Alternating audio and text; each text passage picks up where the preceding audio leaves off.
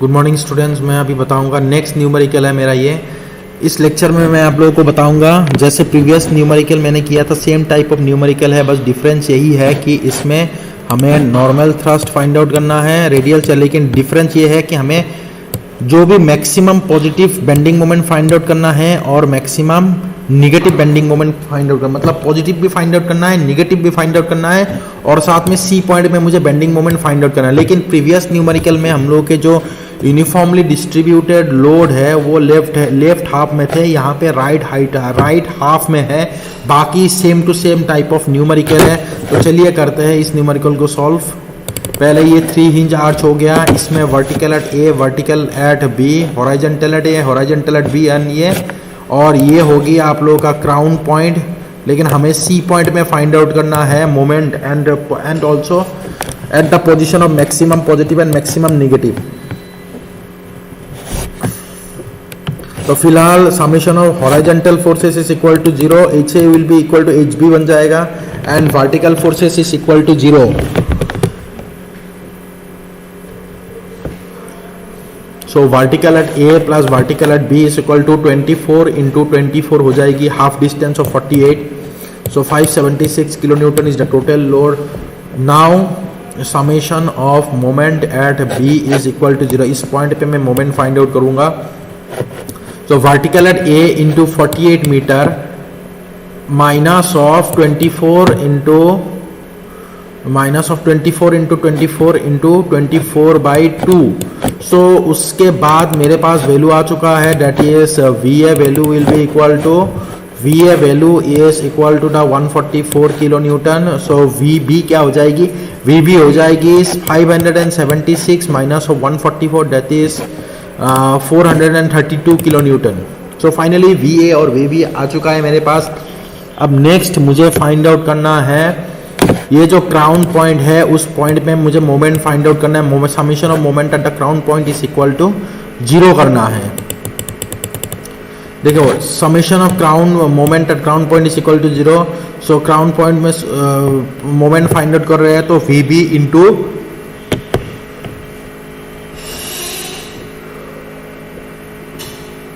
VB into 24 हो गया, जो कि क्राउन पॉइंट का डिस्टेंस है फ्रॉम बी सपोर्ट। ये कैसे घूम रहा है, ये घूम रहा है आपका एंटी क्लॉकवाइज। उसके बाद horizontal at B into 8 height of the crown, ये क्लॉकवाइज घूम रहा है। उसके बाद 24 इंटू 24 बाई 2, ये भी क्लॉकवाइज घूम रहा है। ये दोनों क्लॉकवाइज घूम रहा है और ये एंटी क्लॉकवाइज घूम रहा है। उसके बाद horizontal at A equal to horizontal at B is equal to 432 kilo newton. तो फाइनली मेरे पास vertical reaction at A, vertical reaction at B, horizontal at A and horizontal at B का value आ चुका है। उसके बाद नेक्स्ट मैं फाइंड आउट करूंगा ये जो सी पॉइंट है, सी पॉइंट में मैं वैल्यू को फाइंड आउट करूंगा बेंडिंग मोमेंट की।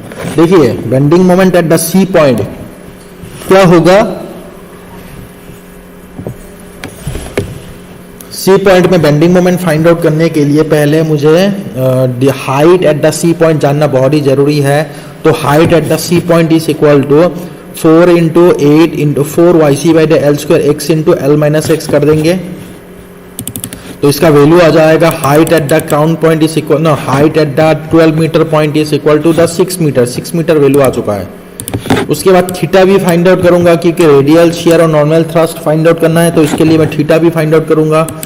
सो now tan theta will be equal to the 4 into the YC by the L square into the L minus of length minus of 2 times of X distance. So finally जो theta की value है वो हो गया 18.43 degree. Next मैं find out करूंगा moment at the P point that is 12 metre point. क्या होगा 432 इंटू 12 वर्टिकल एट बी, ये जो है ये वर्टिकल एट बी इंटू 12 कर दिया। Next minus of horizontal at B into 6 metre distance that is height. ये जो हाइट है मतलब y की वैल्यू है minus of 24 into 12 into the 12/2।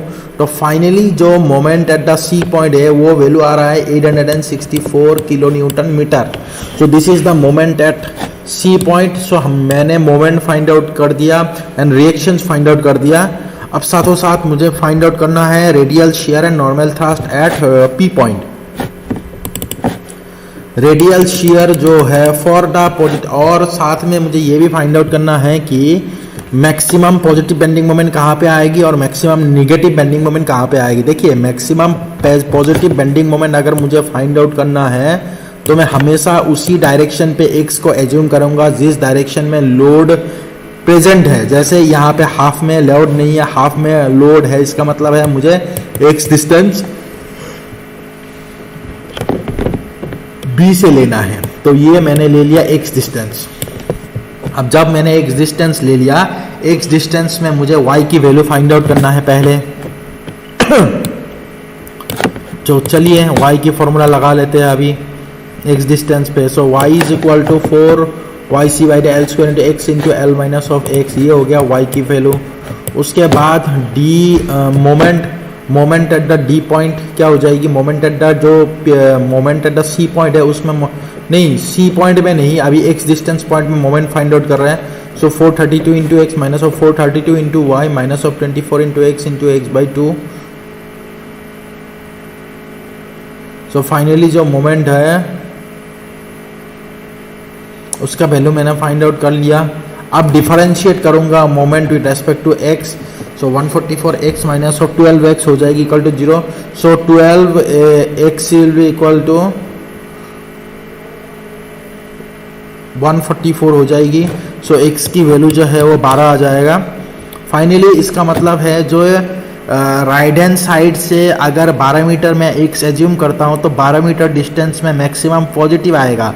Similarly अगर मुझे निगेटिव फाइंड आउट करना है, मैं राइट हैंड साइड में अप्लाई करूंगा एक्स डिस्टेंस। उसके बाद एक्स डिस्टेंस में मुझे राइट फाइंड आउट करना है राइट हैंड मतलब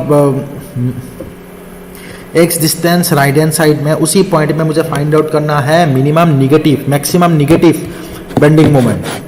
अब 12 की जो वैल्यू आया है वो 12 की वैल्यू मैं अगर इसमें सब्स्टिट्यूट कर देता हूँ तो मैक्सिमम जो मोमेंट आएगी that is the positive maximum moment. Similarly bending moment at X from left hand support negative. So 144 X minus of 432 into Y, लेकिन हॉराइजेंटल सपोर्ट के कारण नहीं है। क्यों नहीं है? नहीं, लेकिन रिएक्शंस के कारण नहीं है। क्यों नहीं है? क्योंकि रिएक्शन लेकिन सपोर्ट सॉरी ये वर्टिकल रिएक्शन या हॉराइजेंटल रिएक्शन लेकिन जो लोड है उसके कारण नहीं है, क्योंकि लोड जो है वो आर्च में राइट हैंड साइड में प्रेजेंट है, लेकिन ये मैं लेफ्ट हैंड साइड से फाइंड आउट कर रहा हूँ moment. So 144 x plus the 6 x square हो गया। सो डिफरेंशिएट करने के बाद मेरे पास जो वैल्यू आ रहा है वो है आपका 12 मीटर।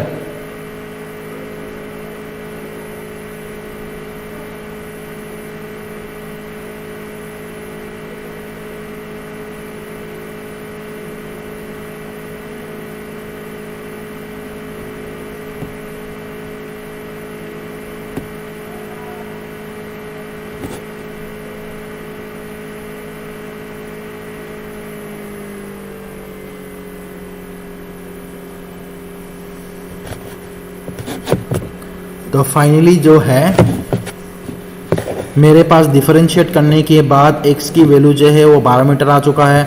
अब वही 12 मीटर मतलब right hand left hand side में भी 12 मीटर में मैक्सिमम आ रहा है बट निगेटिव मोमेंट आ रहा है। तो मैं ये जो इक्वेशन है मोमेंट एट ई, इसी इक्वेशन में मैं 12 को सब्सटीट्यूट कर दूंगा तो माइनस ऑफ 864 किलो न्यूटन, मतलब ये जो 864 है वो प्लस आया था मेरा राइट हैंड साइड में, plus that is maximum positive bending moment, और लेफ्ट हैंड साइड में आ रहा है वही value same value but this is the maximum negative bending moment. बस यही करना था। ओके, तो आज की न्यूमेरिकल इतने में ही हो गया है। Okay, thank you.